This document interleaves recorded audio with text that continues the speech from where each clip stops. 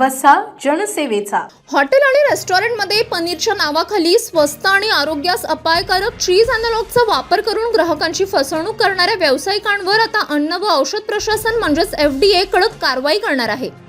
पनीरऐवजी अशा पर्यायी घटकांचा वापर करणाऱ्यांनी मेन्यू कार्डवर त्याबाबत स्पष्ट उल्लेख करणे अनिवार्य असून नियमांचे उल्लंघन केल्यास थेट गुन्हे दाखल करण्यात येणार आहेत।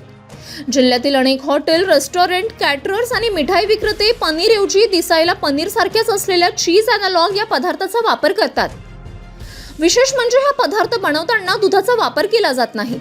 त्याऐवजी पाम तेल, स्किम्ड मिल्क पावडर, वनस्पती तूप आणि फूड ग्रेड ॲसिटिक ॲसिड यासारख्या घटकांचा वापर केला जातो। हा पदार्थ पनीरपेक्षा स्वस्त असल्याने नफेखोरीसाठी ग्राहकांना याची माहिती न देता तो विकला जातो, जे अन्न सुरक्षा कायद्याचे उल्लंघन आहे। अन्न व औषध प्रशासनाने या संदर्भात 30 एप्रिल 2026 पर्यंतची अंतिम मुदत दिली आहे। या मुदतीनंतर खालील गोष्टी पाळणे अनिवार्य असेल। मेन्यू कार्डवर उल्लेख।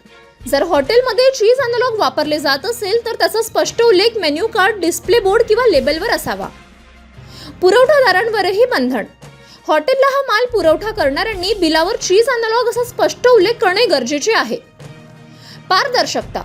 ग्राहकाला आपण काय खातोय याची अचूक माहिती देण्याची जबाबदारी संबंधित अन्न व्यावसायिकाची असेल। विशेष तपासणी मोहीम। अन्न सुरक्षा व मानके अधिनियम 2006 च्या तरतुदीनुसार ग्राहकांची दिशाभूल करणे हा गुन्हा आहे। या आदेशाच्या अंमलबजावणीसाठी विभाग स्तरावर भरारी पथकांमार्फत विशेष तपासणी मोहीम राबवण्यात येणार आहे। कोणत्याही परिस्थितीत ग्राहकांचे आरोग्य आणि हक्कांची पायमल्ली खपवून घेतली जाणार नाही।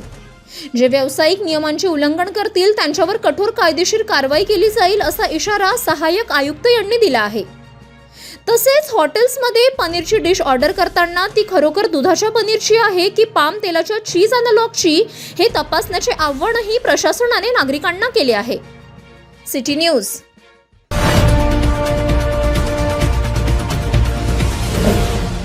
सिटी न्यूज वसा जनसेवेचा।